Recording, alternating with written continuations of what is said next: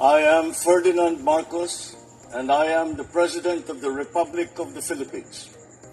I stand today on behalf of 110 million Filipinos. Ako sa bawat pamilyang Pilipino na masayang nagtitipon ngayon sa pagsalubong ng bagong taon. Nakikisama ako sa bawat isa sa inyo na mataimtim na nananalangin na harinawa ang darating na mga araw ay mapuno ng pag-asa na hatid ng kasaganahan para sa lahat. Kabilang ako sa mga mahigpit na nananampalataya sa ating kakayahan at sa kabutihan ng may kapal na lahat ng ating mga pinapangarap ay sana matupad. Tonight, as friends and family gather, our family joins yours in welcoming a peaceful and prosperous new year. We look back to the past year, pleased with what we have done. We look forward to the new year with a pledge to build better and more. We have set high hopes for the days ahead, and we know that these can only be achieved with hard work. Bagong taon, bagong pag-asa, at bagong panata na anuman ang mga balakid na haharapin ay sama-sama nating lalagpasan. No doubt, the coming year will bring its fair share of new challenges. But these we have weathered before, like the great tribulations our forefathers defeated. And as the proud inheritors of this indefatigable spirit, we too shall overcome.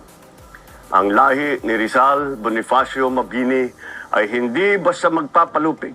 Kapit ng bagong taon, ang bawat Pilipino ay mayroong New Year's resolution o pangakong pagbabago sa kanilang buhay. Ang New Year's resolution ng inyong pamahalaan ay ang puspusang pagsisikap upang maggawad ng mahusay at tapat na serbisyo na susi ng pagpaganda ng buhay nating lahat. Let us not forget that great things are always possible, so long as we keep the faith in each other, in our nation, and in God. Wow. And as long as values that bind us keep us united in our collective pursuit of shared progress, we will succeed. Mabuhay ang bagong Pilipinas. Manigong bagong taon po sa ating lahat. O, narinig nyo guys, ang kanyang mensahe. Nalit lang ako. Okay lang, kahit nalit. Basta ang importante ipaparating natin. Sa sambayan ng Pilipino, ang kanyang mensahe.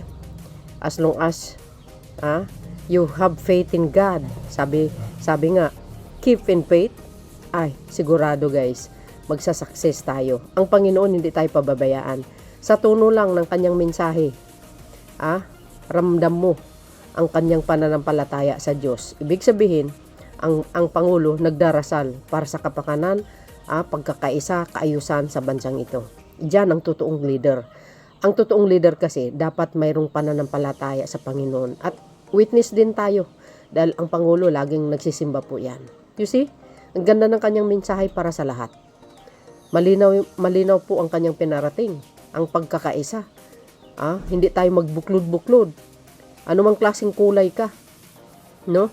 Dapat magkaisa tayo bilang isang Pilipino. Kanya lang, nakakalungkot din sa ating mga ibang kababayan. Di ba? Nakikita natin kung paano nila inaalipusta ang Pangulo, binastos. Di ba? Hindi nila ginalang. Di ba? Tulad ni Banatbay. Di ba? Ang grabe yung mga pinagsasabi niya laban sa Pangulo. Pero bahala na si Lord, no? Ang magparusa sa mga taong naninira sa kanilang kapwa, lalo na sinisiraan nila ang Pangulo. Wala naman sapat na batayan.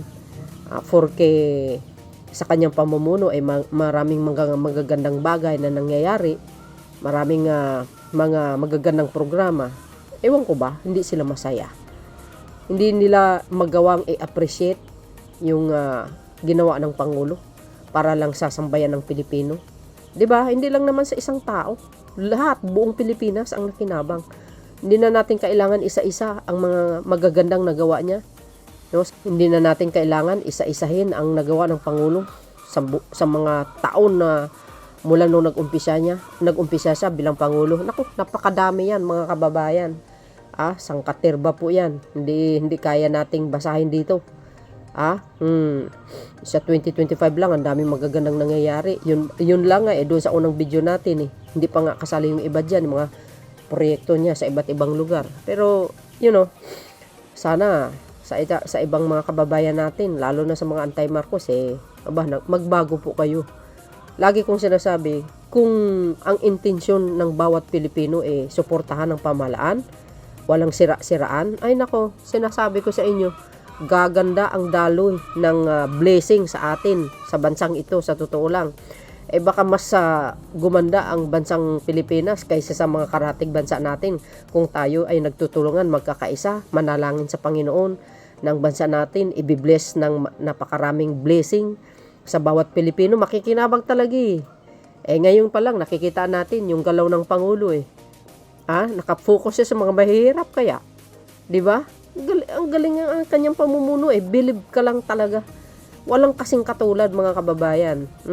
Yung kanyang pamumuno. Ako, very proud ako as a Marcos supporters, loyalists. I think guys, kahit siguro na hindi si PBBM yung Pangulo ng Pilipinas, as long as nakikita ko maganda ang pamumuno ng ibang administrasyon, why not hindi natin suportahan? 'Di ba? Tulungan natin. Sa mga darating na panahon, sino man ang Pangulo ng Pilipinas, susuportahan natin. Basta magandang kanyang pamumuno o makikinabang ang sambayan ng Pilipino, walang problema. Kasi siya ang Pangulo ng Pilipinas. 'Di ba? Kailangan natin suportahan 'yun ngayon, siyempre, yung pinaka-the best na Pangulo na sinusuportahan ko dahil taga-suportahan niya ako, fans niya ako, natural, lalo nating suportahan yan, si PBBM. Walang walang halong biro doon sa sinasabi ko. Siyempre, kilala nyo naman ako, Marcos loyalist ako, forever po yan. Forever po yan. Kaya sa akin, sa atin lahat, sa mga Marcos, anti-Marcos, magbago po kayo.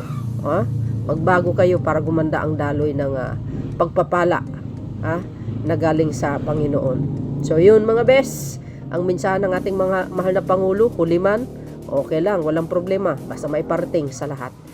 Thank you for watching. See you again on my next upload. Bye bye bye and babush. God bless Philippines. There's more guys.